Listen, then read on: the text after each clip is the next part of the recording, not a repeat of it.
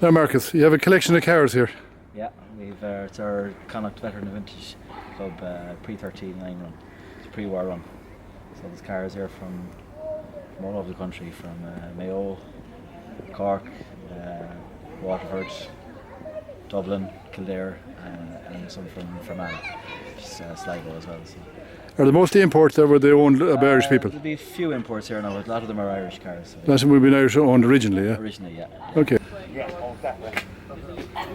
This is the oldest car in the rally, is it? It's 1911 anyway. 1911, yeah? Yeah. And what model is it? She's an AX. Originally a taxi used as an ambulance during the First World War. In where? France. In France? In France. An ambulance, and where did they put the They took the body off and they put two pieces of timber along it. And if you ever watch, there's a couple of films and it shows about 150 of these. They were all taken on the taxi company and conscripted into the First World War. First World War, yeah. Yeah. So there's a bit of history behind this one. Oh, there is, yeah. And has it had many owners over the years now? Oh, well, I don't really know how many owners it had, but I own it for the last 12 years. 12 years. The previous owner owned it since 1961 up to then. But she was found in a scrapyard. In a scrapyard? And the chassis and engine and everything were all sitting there. And that's how it was saved. In Ireland? No. In France? In England? In England, yeah. And she made her way to England somewhere or another. What kind of an engine is in that truck now? It's a 9 horsepower twin. Petrol? Yeah. They're all petrol that time. Oh, yeah, all petrol, yeah. They're all petrol, yeah. No starters, no electrics on this car. You started with the handle and that's it. With the handle. And many miles to gallon would you do about? She do about maybe 50 or 60. And who repairs it for you? Oh, myself. You can do it yourself, yeah? Oh, no. Would you need to be able to do it yourself? You would? Oh, you would, of course. It's expensive, is it? Yeah. Expensive, But there's very little. I've rebuilt the engine. The engine went to me. Did you ever have this one in a movie? She's been in a couple of things up and down, a couple of magazines, and RT used it for a backdrop it was a holiday thing they done a few years ago. This is a Fiat. Fiat 1914 Right. Tipo 2B. It was a World War I staff car. And General Foch was reported to be driven around it in the army in Toulon. And then when he got out of the car, it was reported he said that my work is done, your work is just about to begin. That's the story of that car.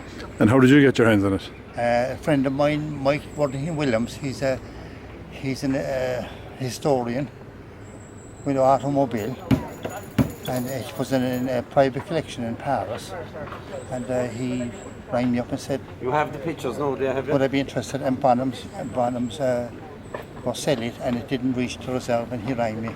I said, look, I'll pay the reserve, and that's it. Good. And I have it. What year did you buy it? Oh, Seamus, how long have we this? About 15 years, 20 years. We have it. I have more, Seamus. Just 25 years old. And has it had many owners?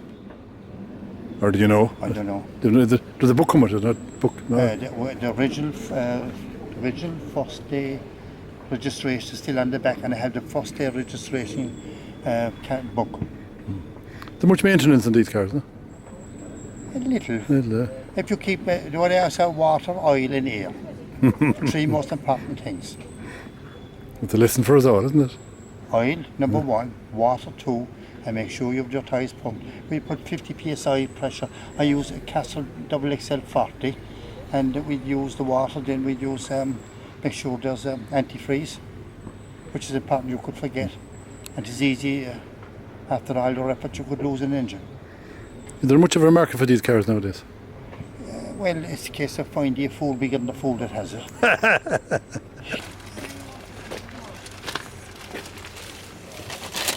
What kind of an engine is in there? A Fiat? Fiat, yeah. Is that an old engine or the? Oh, it is a 1914 engine. That's original, yeah? Yeah. Okay. 2.8. They haven't changed that much, have they? I mean, there are not as many wires around it. But... This car has a bit of local history, it has. It has, yeah. Where did it come from? Came from Mulranny. Mulranny. Well, they bought new at the time, was it? I told it was bought new by Dr. Donnelly in Mulranny. And it was crashed and parked up in the 30s Yeah. in a shed.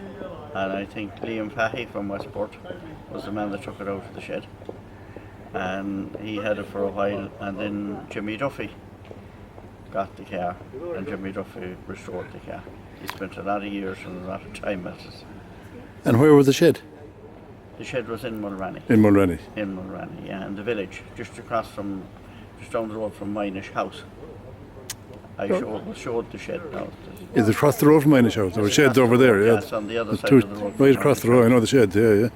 And what make of car is this? It's an Overland, and it was. And who made them? Well, they were American, Okay. Willys Overland Crosley, but this was manufactured in Heaton Chapel in Stockport. This would have been a chassis, an engine and chassis brought in from America and bodied in Heaton Chapel in Stockport. And what year was it made, you know? 1921. That was a good while ago, 21, 22. So And was Dr. Donnelly long in Mulranny, do you know? I don't know the man, I don't. I heard of his name now, but I'm not sure of how long he was there, you know? I don't. Yeah. And would she drive fairly solid? What size engine is it? 1500 cc. 1500cc. And would she go a long distance even now? Would you take her to Galway? Confidently. Yeah, but you wouldn't drive it too hard. That's what I mean. Yeah, But I have driven it. I had it down in Cork. I won first prize in Cork with it at the Cork Rally there in about 2 months ago, 2.5 months ago. And which rally in here? This is the Mayo, is it? Or This is the Connacht pre-war enthusiasts run. Those are all Well, it's all pre-war cars. 1945, yeah. Yeah. And are there many of them around? Well, we have 40 here today. That's great. And where are you going tomorrow? We're going out to Achill, out to Curraun. You do the Curraun loop? We're going to Mulranny. We're going to Mulranny out as far as Neppins. We're going to Neppins first for tea break, and then we're doing the loop and coming back here for dinner in the afternoon. You'll have to stop at the shed. We stopped before. Did you? We did. Did you? We did. I did take it down to the shed, yeah. I showed it the shed, and I took it up to a house. There's a garage just outside Mulranny, and the garage is there for the night.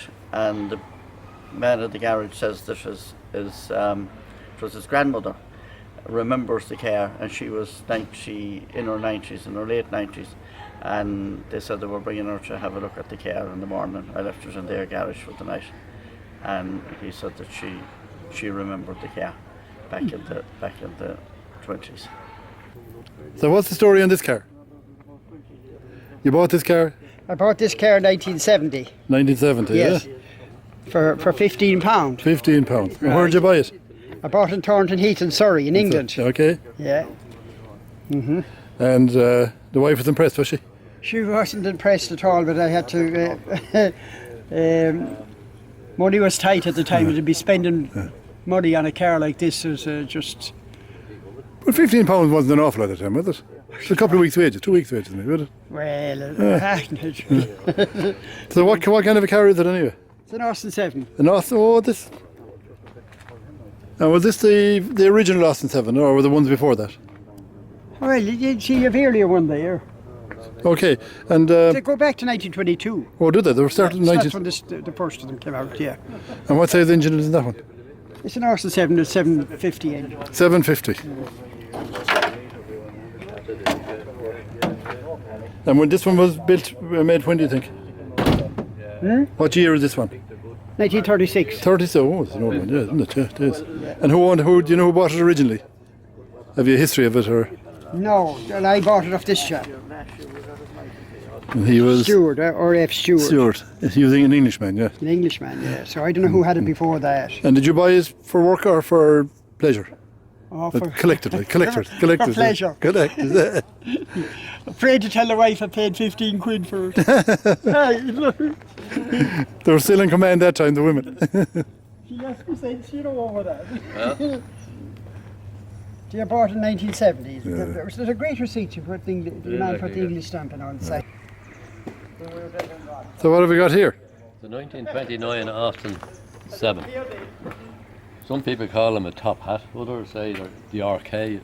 Actually, I think it's the proper thing for the RK, but deluxe model. Deluxe. Yeah, I bought it. It belonged to two old ladies that lived in Portlaw, County Waterford, and they drove it from when it was new in 1929 until 1960, I reckon. They got value out of it. Well, they couldn't have done an awful lot of mileage on it because there was the original tyres were still on it when I got it. But I met a gentleman that went down to buy it well before I got it, and he asked them how much did they want for it, and they said we want to buy a new Mini. That's why we're selling it. And the new Mini was 500 quid, and that's what they wanted for that. And he asked them were they mad? He wasn't giving them £500 for it, Yeah. so he didn't buy it. But when I meet him now, He regrets it. he's still kicking himself, I think. And what's the value of that now, would you think? I mean, it depends on who you meet with somebody. Yeah, it depends on who you meet. Probably in the region of 12,000 euro, I would say. So it was a good investment. Good investment. Well, you didn't buy it. Well, You didn't buy it for that. So. I didn't No, you buy didn't buy it it for that. So. You bought it for the fun. And 12,000 wouldn't buy it now either. You know, So you enjoy the cars, yeah? that's it. Yeah, it's lovely, isn't it? It's lovely to see them. Great collection here, isn't there? Oh, brilliant. Brilliant.